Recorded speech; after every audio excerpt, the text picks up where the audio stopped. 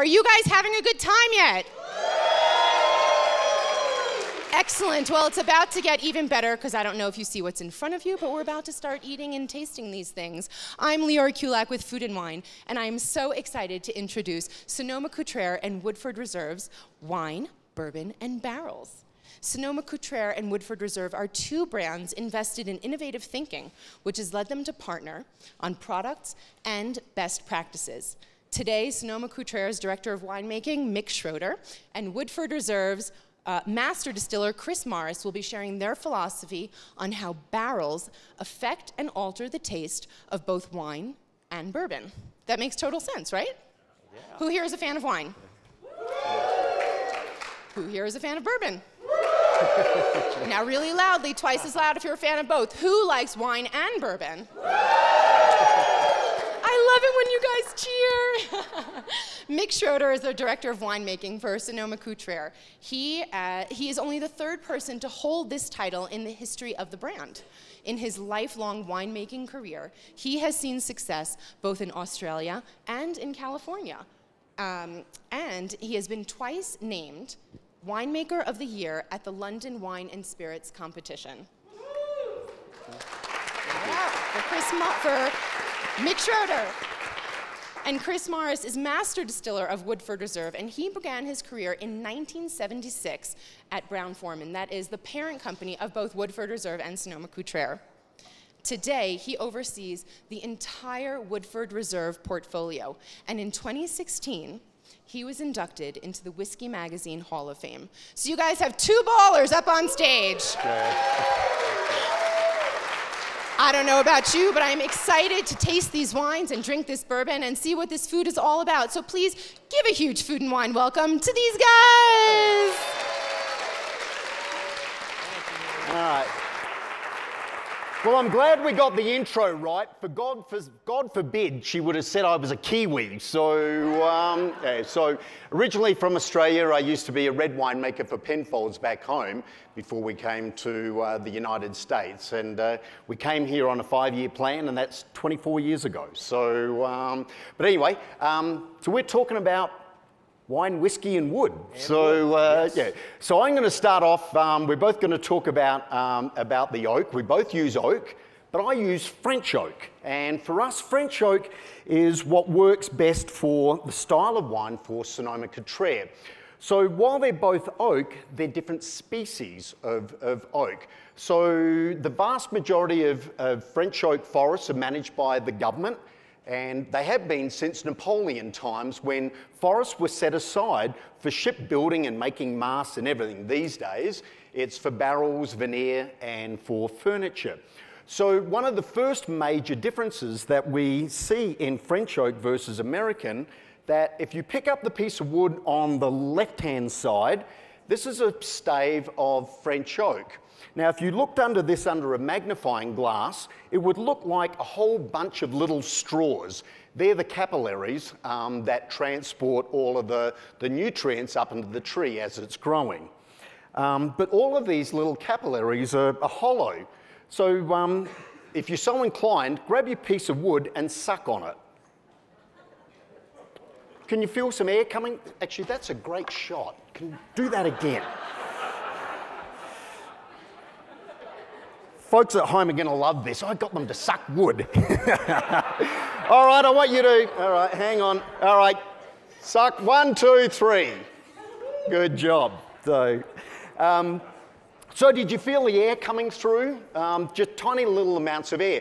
So one of the big differences in processing the wood for French oak is we have to split the log. We can't use a saw or a saw to cut the wood, because if you cut through those little capillaries, the barrel is going to leak. So in having to split the wood, we don't get the same utilization of wood per barrel. So that's why a French oak barrel is in the realm of about $900. So it's a very expensive component of wine.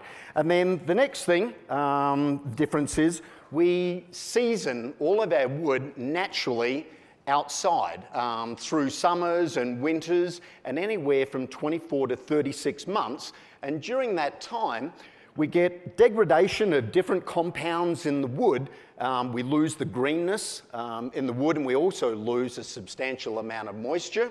And then from the drying yard, we go to the cooperage. And at the cooperage, we're toasting the barrels rather than charring the barrels. So if you take a look at your stave, and you'll see one side's a bit darker than the other. So most of these are what I would call a kind of a light to light medium toast. But if you look down, you can see there's really nice penetration of toast down into the depth of the wood.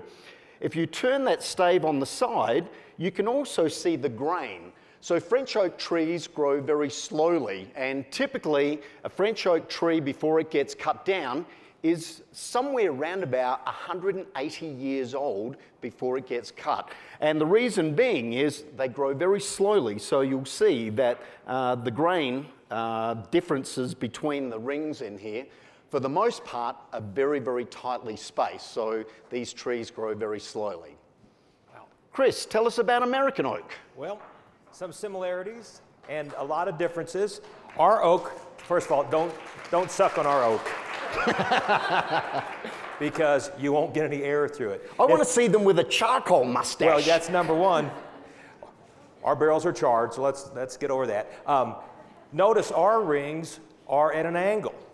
They're not straight like the wood that Mick uses, because American white oak does have those capillaries, does have those tyloses, but because the wood is different, obviously it's American oak versus French oak, we don't split the wood, we have to quarter saw it. So we saw it at an angle to make sure the barrel will hold liquid. So we've cut those rings at an angle so liquid won't penetrate.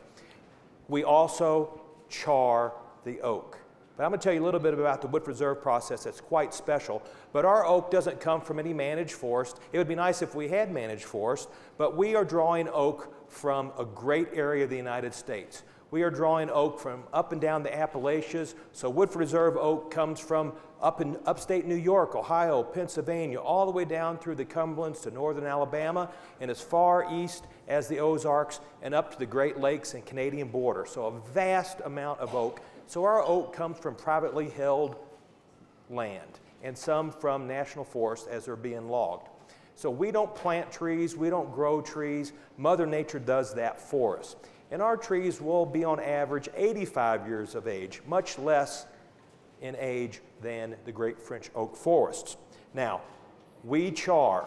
We char because bourbon requires barrels to be charred. That's a federal regulation. Bourbon must always age in a new charred oak barrel. We never use a barrel more than once. The charring, as you look, the light's pretty bright here, but if you hold it just right, you will see a very dark burgundy layer right underneath the char. That is called the red layer. Those are caramelized oak sugars. Most people don't realize that this wood, this beautiful wood, is a complex carbohydrate. Most of this oak is made up of sugars, but they're inaccessible to us unless they're exposed to tremendous heat. So when we're burning the inside of the barrel, we're over 1,500 degrees Fahrenheit, and at that temperature, in about 1/16 of an inch depth, we will have caramelization of sugar, and we're going to taste that today. But Mick talked about toasting. We're very proud that Brown-Forman, our parent company, used to make wine barrels. We never made wonderful wine barrels like this because we were using American oak in Mendocino County to make wine barrels. We no longer do that. But we learned the importance of toasting oak because it helps set up lots of vanillin. So we developed a unique barrel, the Woodford Reserve barrel, over 25 years ago. It was the first whiskey barrel in the history of whiskey to be toasted prior to charring. So we get some of the great notes that we're going to taste in mixed wine, plus the classic bourbon notes. So we have, as we heard, innovated in the world of making barrels. And when we get to our next whiskey, which we'll talk about in a bit, we took that to the next level. All right? All right. Getting a little thirsty with all this talking, Chris. We sure are. So let's start talking wine and barrel fermentation. So vast majority of our barrels are made in France, in one of the great wine growing regions of the world, Burgundy, which is the home of some of the world's great Chardonnay and Pinot Noir vineyards and wines. So for us, barrels are a very important component, but not the primary component of what we're looking for. So in wine, it's all about the grape and it's all about the fruit characters. So, so for us, the French use the word terroir. Terroir is incredibly important. It's really nothing about winemaking, it's about site. It's the soil, it's the climate, and it's how the grapes are grown and how that impacts the end result. Even terroir plays a part in the growth of the trees. In fact, and it only just occurred to me, I was looking at some of the American oak stave segments, and some of the grain was really quite tight, and then I went to another piece and it was quite open. So now it occurs to me, it's, the trees that are coming from those cooler climates are going to have much tighter grain. So the same thing with these French oak forests. If you've got a forest like the Vosges forest, which is up in the mountains in the northeastern corner of France, lean soils, cool climate, you get very tight grain. So for us, back to the barrel fermentation. While barrel fermentation is important for us, and 85% of this wine was fermented in a barrel, but it doesn't smell like a barrel. Only about 14 or 15% is actually new oak. The rest are anywhere from 1 to 6 year old barrels. So while we want to get some of that oak character, and for us, it's a complementary character to the wine rather than the dominant character, because we want grapes to be the dominant character. One of the effects of aging in a barrel is, compared to a stainless steel tank, wood is porous, so it allows the evaporation of alcohol to exit the barrel. It allows air to come in. And that's that slow maturation effect of aging and maturing wine in a barrel. So for us, a 6 year old barrel, which has been used 6 times once every harvest, that barrel is almost as important as a brand new barrel. It's not contributing the oak character, but it's contributing the creaminess you get on the mid palate, and it adds to the overall complexity compared to if we just simply fermented that wine in a stainless steel tank where nothing gets in and nothing gets out. 95% of what we do is Chardonnay, and that's kind of the hallmark of Sonoma Cutrer. This wine is our Russian River Ranches. So if you've had Sonoma Cutrer in a restaurant, chances are it's Russian River Ranches, because this wine primarily is only sold in restaurant. We do have another wine called Sonoma Coast that you'll find in retail. But in both cases, our style is very un-Californian, I suppose, if you will, in that it's not the big oaky, buttery, very full-bodied style of Chardonnay. It's much more elegantly structured. So here I get aromas of lemon, lime, ripe apple, wonderful fruit characters. And then if you look deeper, you'll see a little bit of cedary oak, some of the baking spices that are coming from the barrels. On the palate, beautifully focused. It's not that big, full-bodied style. And importantly, what makes this such a great food wine is the acidity. And today, you've got a plate with 5 different components on it. The piece that really looks like a piece of cheese is Pecorino, and I think Pecorino is a really good match for Russian River Ranches. So what I like about Pecorino, it's not an overly aggressive cheese, it's not particularly oily or fatty, it's got some nice saltiness. So when we talk about food and wine pairing, a lot of times we're talking about balance, and I've learned a lot about food and wine pairing from my friend over here, John Ash, who's joining us as well. And so here we're looking at balance. So I think the nuttiness of the cheese really pairs nicely with the wine, and then the acidity pairs nicely with that little bit of saltiness on the end of the cheese. So enjoy this particular pairing.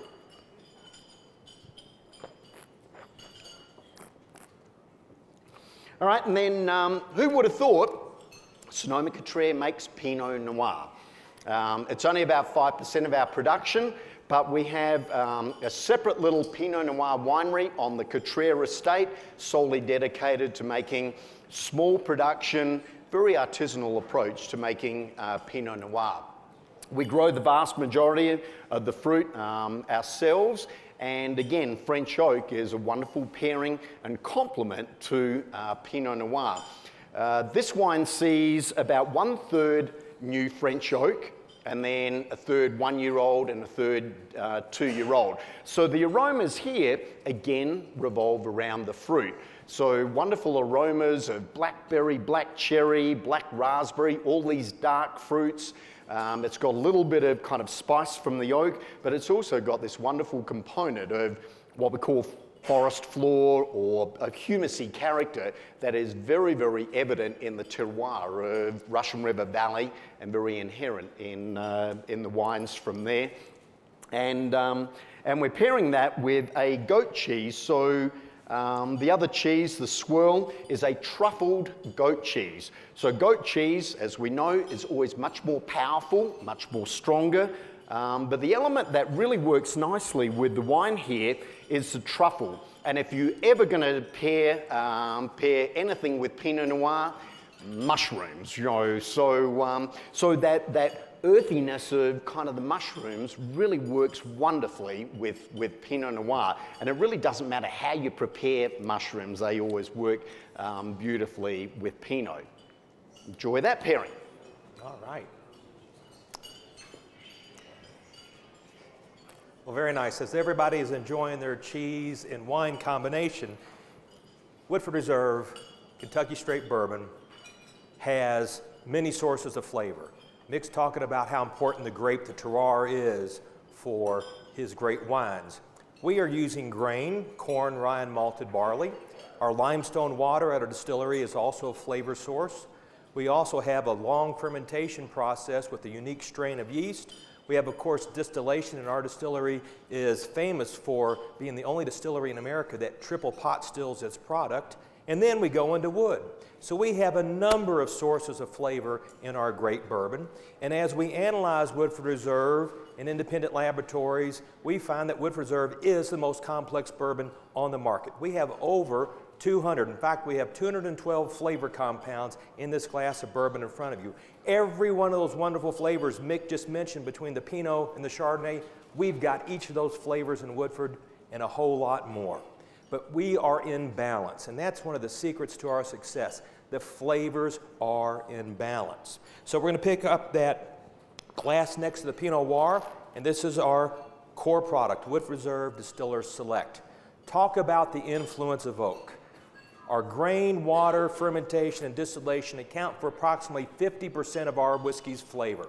The other 50% comes from the barrel. The barrel is extremely impactful. It's extremely important. And let's don't forget that every bit of our color is derived from the oak barrel. We don't add color. We can't. We wouldn't. This is 100% natural oak you are seeing in that glass. So the barrel, the caramelized oak sugars, the toasted character, and again, the spicy notes, etc., that Mick was mentioning that come from the wood are so important to us. Now, this is 90 proof. It's going to be stronger than the great wines we've just tasted. So, nose it first. And I can't tell you exactly what you're going to nose, because with 212 flavors in this glass, everybody, I'm sure, is going to pick up something different. You might pick up the caramel. You might pick up fruit, spice, wood, or grain character. So we've got some dried apricot to help us recognize some of the fruitiness. We have citrus fruit, berry fruit, tropical fruit, stone fruit, dried fruit. Woodford Reserve is the fruitiest bourbon on the market. So just take a nibble of the apricot, sip again, and see if that doesn't help bring some of these dried fruit notes, stone fruits, forward.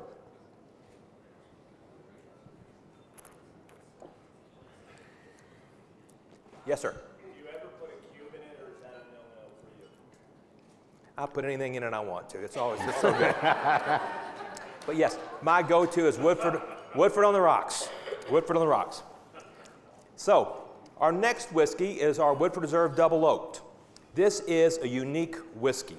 Many of you are probably familiar with the classic finished whiskeys from Scotland and Ireland. Take a beautiful single malt that's matured in a used bourbon barrel. We sell all our barrels to Scotch and Irish whiskey producers. And then they will transfer that whiskey to, say, a port barrel or a sherry barrel for a finish. Woodford Reserve Double Oaked is a finished whiskey. It is Woodford Reserve, which we've just tasted, and transfer that fully mature whiskey after 6, 7, 8 years in the original barrel into the Double Oaked barrel. The Double Oaked barrel is, again, innovation. We decided to finish Woodford Reserve in a brand new barrel. No one's ever done that before. A brand new barrel made by us, for us, at our own cooperage. And this barrel has been toasted 4 times longer than the Woodford Reserve barrel, which was, remember, the first toasted whiskey barrel in the history of whiskey barrels. Now we've amped it up 4 times. And we've charred for the briefest amount of time possible, 5 seconds. So this is still legally, technically, a bourbon barrel.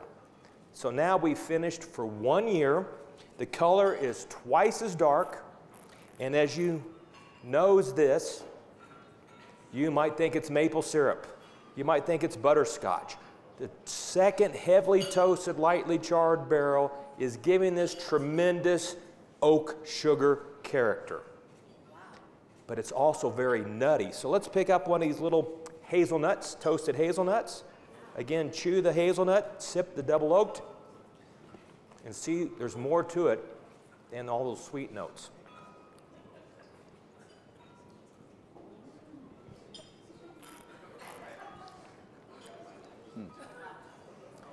It's like what? Nutello. Beautiful. Yes, sir.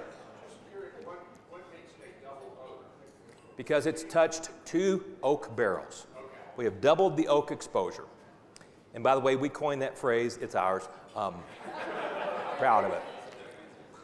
Yes, sir. But distilled how many times? I'm sorry? Distilled how many times? Triple distilled. Triple distilled. So this is finished. This was Woodford Reserve, now transferred to a second barrel. So again, there's still Woodford in that glass. So if we dig deeper, we're going to get the fruitiness, the spiciness that we had in Woodford. It's just been coated over with this beautiful oak character. All right. Yes, sir. How long is the second barrel? It's a finish for 1 year. 1 year finish. All right. Now, I'm proud that Mick and I have worked together a lot in the past, and we have combined, we've teamed together to make a unique whiskey several years ago. We put the first whiskey in the world in a used Pinot Noir barrel. No one ever did that before. So we did it. We did it. We took fully mature Woodford Reserve and rebarreled it into barrels that Mick had shipped to us as quick as you can from California, which is 3 days. Because here's one of the tricks. What happens when wine oxidizes? Goes to vinegar. It turns to vinegar. I didn't want beautiful used barrels that had vinegar in them. So we shipped some Woodford Reserve out to Mick. Instead of treating them the normal way, we just put some Woodford Reserve in them, so by the time they got to us, they hadn't spoiled. We're going to put Woodford Reserve in them anyway, so why not start in California? And the result is... You did realize we didn't put all of it in there. True confessions do come out. Now, this whiskey has won numerous awards, fabulous reviews, and you are tasting the last bottles of it. It's all gone. It's all gone. So the color is darker because we have the influence of the Pinot. That beautiful, rich color of the Pinot is combined with Woodford Reserve. Nose it? It's the best of both worlds. It's the fruitiness, but still the spiciness of the Pinot, the spiciness of Woodford, more vanillin, creamy, also 90 proof. Just gorgeous. Now, let's taste this piece of chocolate with the Pinot Noir finish, because What doesn't go good with chocolate? Pinot goes good. Woodford Reserve goes good. Sonoma Cutrer. I get a problem. It seems to evaporate much quicker over here than anywhere else. That's...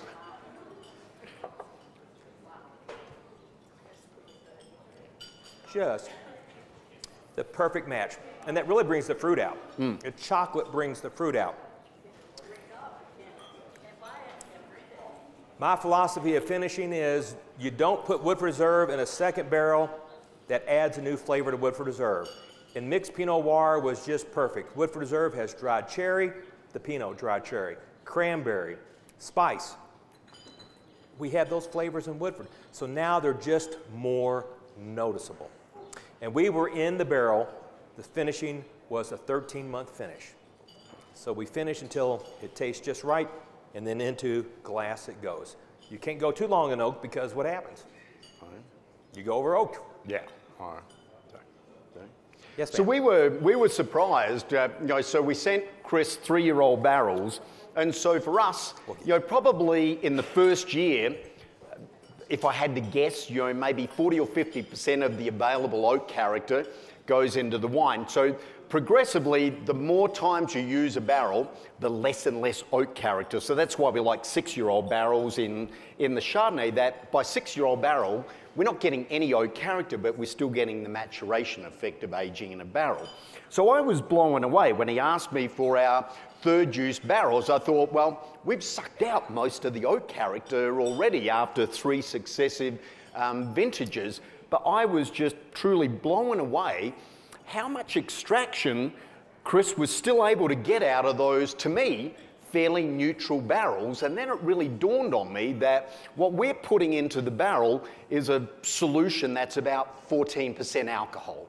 He's putting a solution in there that is about 47%. 47%. So he's going to extract so much more out of that barrel that we could ever imagine getting out of there. So it really is quite a remarkable impact, I think. Yes, it's been tremendous.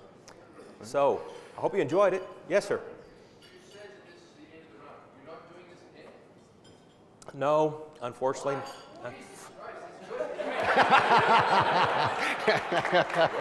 Thank you. Thank you. Pressure's on with that one. I know. Yeah. I'm sure someone's taking notes. That's very good. Same question. Same question. Well, it's very interesting. The reason we have the Woodford Reserve Pinot Noir finish, that's in a collection called our Masters Collection. So we've had to date 12 unique whiskeys. They come out in November in a beautiful pot still shaped bottle. And our chairman of the board, the late Owsley Brown II, made me promise that we would never repeat a Masters Collection. They had to be unique.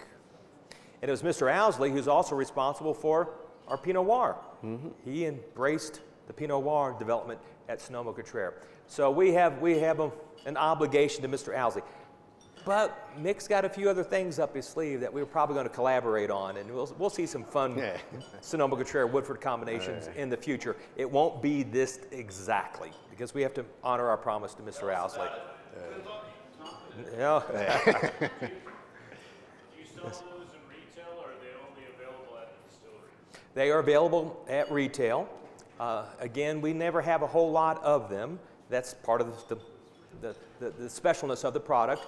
And this was one of our larger ones. Finishes, we can make a little larger one if Mick has enough barrels. So we had about 36,000 bottles, but that's 36,000 bottles for the entire world.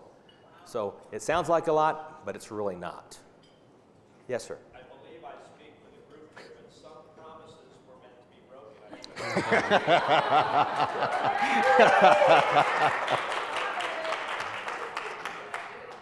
Thank you for that. Your barrels are very different in size. Oh, yeah. Shape. So how many bottles do you each get out of your barrels? Good. So there's 2 primary shapes of a wine barrel. This is a Burgundy shape. So a Burgundy shape is a little more squat, and a Bordeaux shaped barrel is a little narrow and a little taller. Bordeaux barrels hold about 59 gallons. A Burgundy barrel like this holds about 60 gallons. And we end up with around about netting probably about 22 cases out of a single barrel of Chardonnay. And ours are 53 gallons. They're standard, our standard size. And we will get about 220 bottles, or a little over, not quite 20 cases, 18 or so cases from our barrel. I appreciate that. We see, I mean, if you walk and you go see distilleries and vineyards and you see barrels upon barrels, and you never know. So I really appreciate you, teaching us. Yeah, That's great. Yes, sir. Do you have to add water back into the cask strength to bring it down to consistent? Yes, the only thing a Kentucky straight bourbon whiskey can add to itself anywhere during the production is water, pure water. So as we empty a barrel and we make a batch, and Mick was talking about batching his barrels of Sonoma, we batch barrels together, and the batch proof will run about 98 or so proof, and 49%. And we will add water to go down to our 45% bottling proof. So a little bit of water is added, and that's it. And Mick, you don't add water, right? No. No. Never add water there. Yes, sir. Do you think if Nick and his group hadn't drank so much of it, you would have been able to produce more? They didn't give us shit. You know.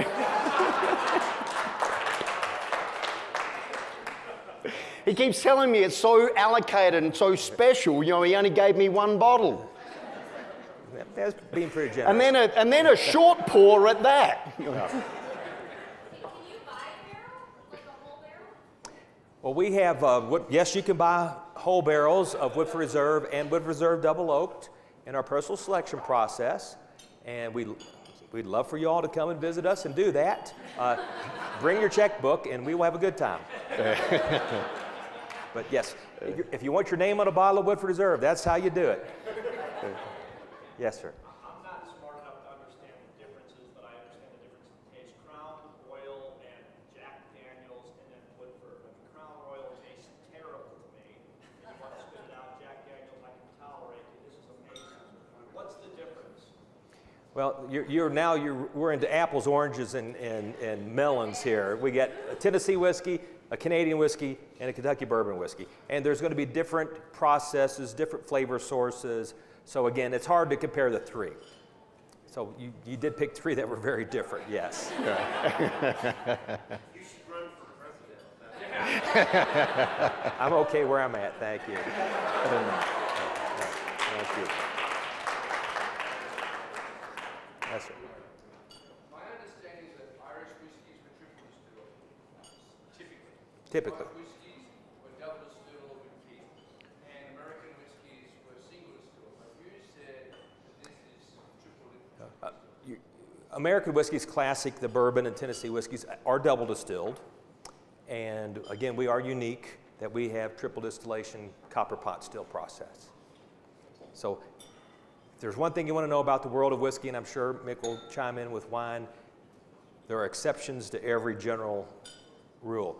There are smoky Irish whiskeys and there are Scotch whiskeys that aren't smoky. So again, we have these general understandings of our industry, but there are exceptions. So Sounds like we're back to here with another rule book. we're an exception. Yes, sir. What is the added benefit of each added distillation? I mean, otherwise, we can ask you vodkas and you get a 5-time distilled vodka. It's kind of like razors. You get a razor that grew up thinking one razor was good, now you get 5 razors. What is the benefit of added distillation, and does it take anything away, or is it positive? Very good question. You have to remember or recognize that vodkas are moving towards neutrality. They're trying to strip flavor out. That's what a vodka is supposed to be. We, by rule, must distill at very low proof presentation. We want the character of the grain, the water, the yeast, the fermentation in our spirit. So by taking very painstaking extra steps, such as a third distillation and in pot stills, it's a laborious process. We have no computerized operations at all. We do distill by hand.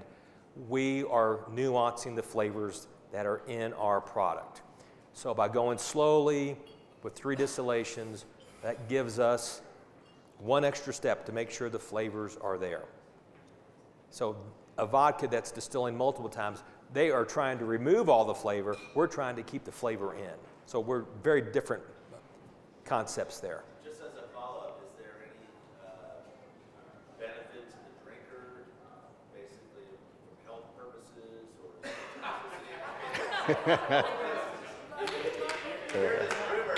We are not, no. That's a question better left unanswered. Yes, sir. Yeah. How many true bourbon distilleries are they in the United States? I mean, there's a lot of brands, but a lot of them are buying from other people. Could you kind of get into that a little bit? Well, that's a very good question. I don't have a definitive answer for that because we have this wonderful micro distillery movement.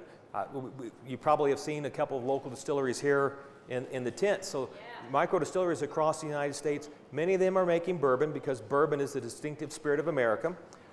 It originated in Kentucky, but any American in any state can craft a bourbon, which is wonderful. We have bourbons from New York all the way to California and every state in between. So I can't tell you how many are, but of course, 95% of the world's bourbon is still produced in Kentucky. And we have approximately 40 distilleries in Kentucky. But again, most of those are very small, new micro distilleries. So you have 11 historic bourbon distilleries in operation. And we're very proud of the fact that we, again, are one of the exceptional distilleries. We make only one brand, and that's Woodford Reserve. And if you look at our label, every label says proprietary batch. We don't buy whiskey from anyone. We don't sell whiskey to anyone. We make our own whiskey and sell every drop under the Woodford Reserve name. So again, we do something very different than a lot of people, and we're very proud of that. Thank you for asking. Other than the fact that this is amazing, let me just say that, but why Sonoma? I mean, there's so many companies.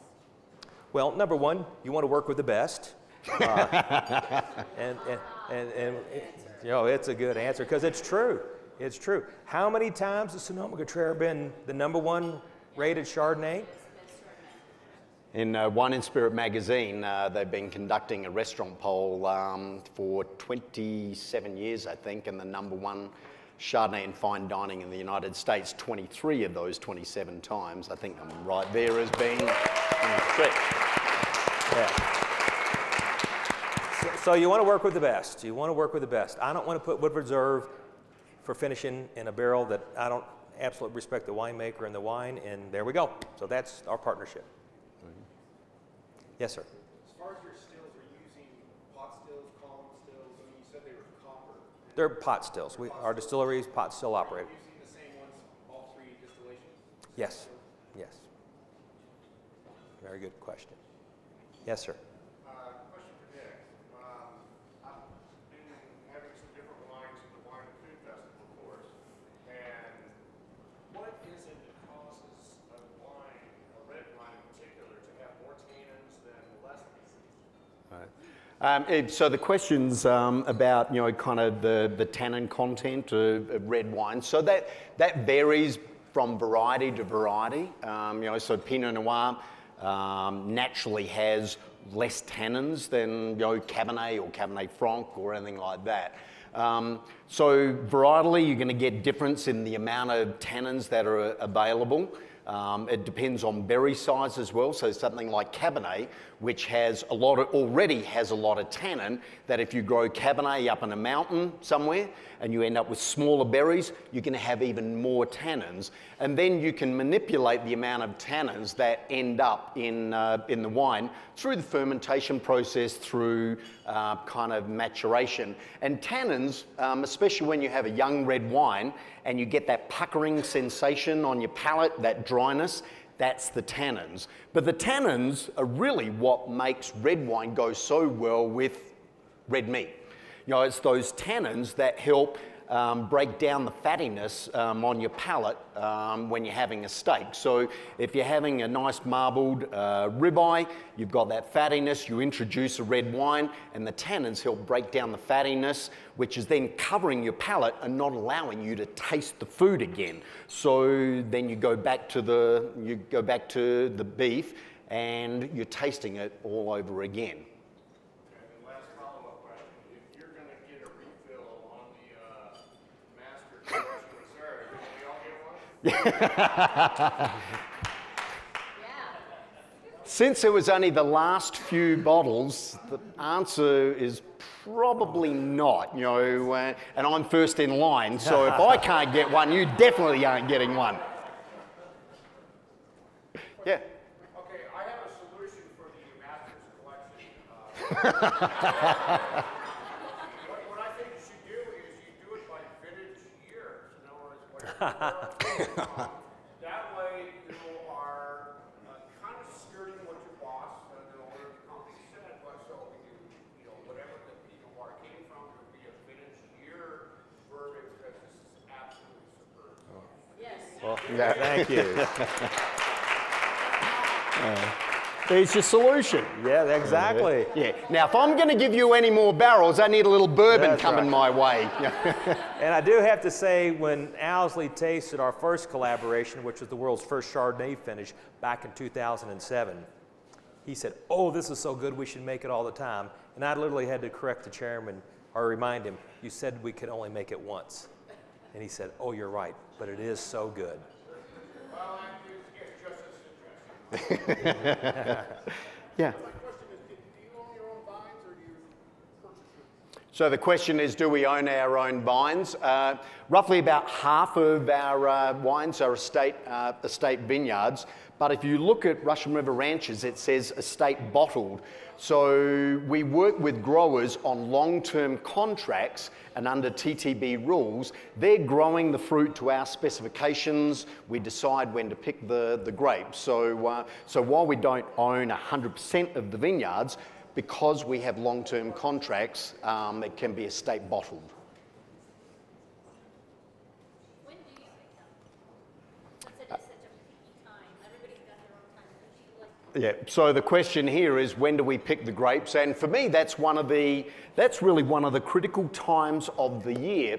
I love to use the example of you go into the supermarket, there's this peach and it's got this beautiful rosy blush on it. You take it home, you bite into it, doesn't taste like anything because it was picked too early. So I spend actually, during harvest, I spend more time out in the vineyard tasting grapes than I do in the winery making wine, because it's about getting that fruit to the optimum ripeness for our style is important too. So we tend to pick the fruit just a little bit earlier than a lot of other wineries do to capture the style. Folks, we just been given the highest sign that we're out of time.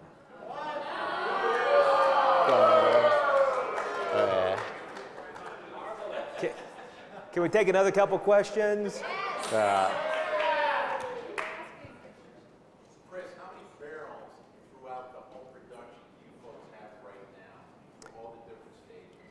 Very good question. Again, it's a good comparison with what Mick was talking about, because we're putting spirit into barrel that will take us out. Our inventory goes out 12 years.